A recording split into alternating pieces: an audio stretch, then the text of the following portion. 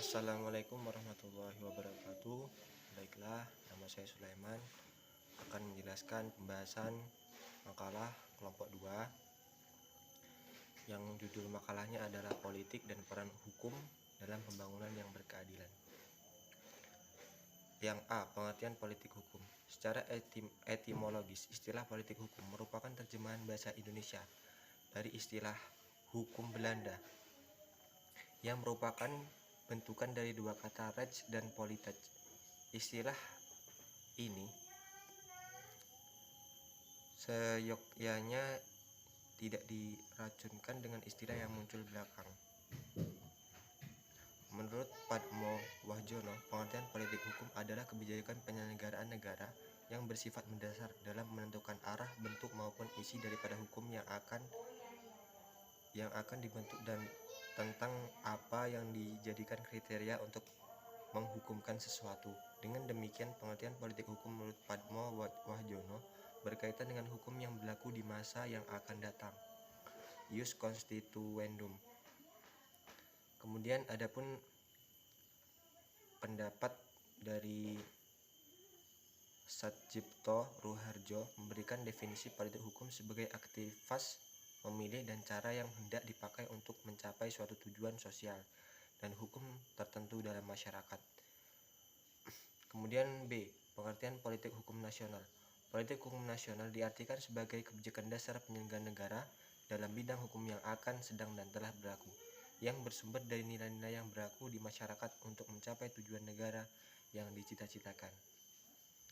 Kemudian dari pengertian tersebut ada 5 agenda yang ditekankan dalam politik hukum nasional, yaitu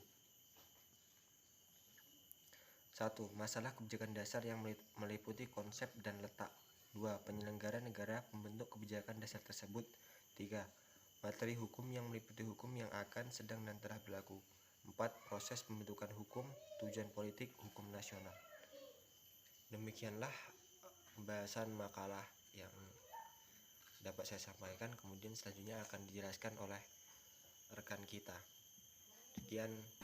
Baik, saya akan melanjutkan pembahasan mengenai tujuan politik hukum nasional, di mana sebelumnya kita ketahui pengertian politik hukum nasional itu diartikan sebagai kebijakan dasar penyelenggara negara di bidang hukum yang bersumber dari nilai-nilai yang berlaku di masyarakat untuk mencapai tujuan negara yang dicita-citakan. Jelas bahwa tujuan politik hukum nasional adalah untuk mewujudkan cita-cita negara yang ideal, yang dimana tujuan tersebut meliputi 2 aspek yang saling berkaitan.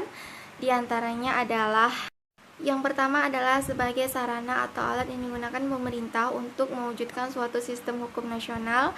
Yang kedua, suatu sistem hukum nasional tersebut akan dikembangkan menjadi cita-cita negara yang jauh lebih besar. Selanjutnya ada hubungan hukum dan politik, di mana yang sering kita dengar adalah hukum sebagai produk politik. Namun pada dasarnya bahwa hubungan hukum dan politik telah diatur dalam sistem pemerintahan negara yang dicantumkan dalam Undang-Undang Dasar 1945, di mana menyatakan sebagai Indonesia adalah negara yang berdasar atas hukum dan pemerintah yang berdasar atas sistem konstitusi, serta elemen pokok negara hukum adalah perlindungan dan pengakuan terhadap fundamental right. Juga demikian, hukum harus membatasi kekuasaan politik agar tidak terjadi penyalahgunaan kekuasaan dan wewenang.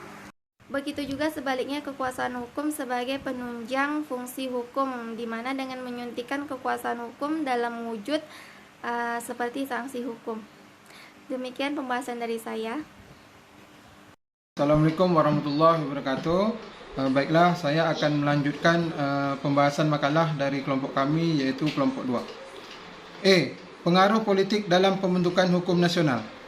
Dalam paradigma baru, hukum tidak lagi dilihat sebagai entitas yang berdiri sendiri, melainkan harus mampu berinteraksi dengan entitas lain dengan tujuan pokok untuk mengadopsi kepentingan-kepentingan yang ada di dalam masyarakat. Untuk itu, tidaklah heran jika hukum bisa berinteraksi dengan politik hukum yang demikian ini akan lebih mampu memahami atau menginterpretasi ketidaktaatan dan ketidakteraturan yang terjadi di masyarakat. Dengan demikian, di dalam hukum yang responsif, terbuka lebar ruang dialog untuk memberikan wacana dan adanya pluralistik gagasan sebagai sebuah realitas. Muhammad Mahfud dalam disertasinya yang berjudul Perkembangan Politik Studi tentang Pengaruh Politik terhadap Produk Hukum di Indonesia menunjukkan bahwa ada pengaruh cukup signifikan antara konfigurasi politik terhadap produk hukum di Indonesia. Karena itu, kata Mahfud, kebanyakan produk hukum sudah terkooptasi kekuasaan. Pengaruh politik dalam pembentukan hukum tampak jelas dalam pembentukan peraturan perundang-undangan. Tiap tahapan pembentukan peraturan perundang-undangan tidak dapat terelakkan dari pengaruh politik yang akhirnya berdampak pada substansi peraturan perundang-undangan yang dibentuk oleh pemerintah. Menurut Pasal 1 Angka 1 Undang-Undang Nomor 12 Tahun 2011, pembentukan peraturan perundang-undangan adalah pembuatan peraturan perundang-undangan yang mencakup tahapan perencanaan, penyusunan, pembahasan, pengesahan atau penetapan dan pengundangan. Peraturan perundang-undangan merupakan bagian dari hukum dan memiliki nilai yang urgen bagi perkembangan sistem hukum Indonesia ke depannya. Adapun yang dimaksud dengan peraturan perundang-undangan adalah peraturan tertulis yang memuat norma hukum yang mengikat secara umum dan dibentuk atau ditetapkan oleh lembaga negara atau pejabat yang berwenang melalui prosedur yang ditetapkan dalam peraturan perundang-undangan. Demikianlah pembacaan materi dari saya, kemudian akan dilanjutkan oleh teman kami Ansori. Assalamualaikum warahmatullahi wabarakatuh. Assalamualaikum warahmatullahi wabarakatuh. Saya akan melanjutkan pembahasan dari kelompok 2 yang F, peran politik dalam pembangunan nasional. Indonesia memiliki kekayaan SDA yang melimpah. Hal itu dikarenakan kesuburan alam dan posisi silang dari negara Indonesia. Hal tersebut merupakan modal besar bagi pembangunan nasional. Tujuan negara dan cita-cita bangsa dapat tercapai melalui pembangunan nasional. Sehingga jelas politik hukum memiliki peran penting dalam pembangunan nasional. Pembangunan nasional dan hukum dapat juga dikatakan layaknya dua sisi mata uang koin yang tidak dapat terpisahkan. Pandangan ini sejalan dengan Sacipto Raharjo menyatakan bahwa peran positif hukum terhadap keberlangsungan pembangunan adalah 1.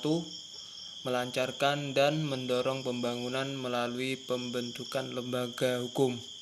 2. Mengamankan hasil dari upaya kerja keras dan usaha dalam mewujudkan pembangunan. 3. Mewujudkan keadilan pembangunan hukum. 4. Hukum sebagai media legitimasi dari adanya berbagai perubahan dari adanya pembangunan. 5. Hukum menjadi sarana bagi perombak dan pembenahan sistem sosial dan sistem pembangunan nasional. 6. Hukum menjadi sarana dalam penyelesaian berbagai perselisihan yang terdapat pada sistem pembangunan nasional. 7. Hukum sebagai sarana pengaturan kekuasaan pemerintah.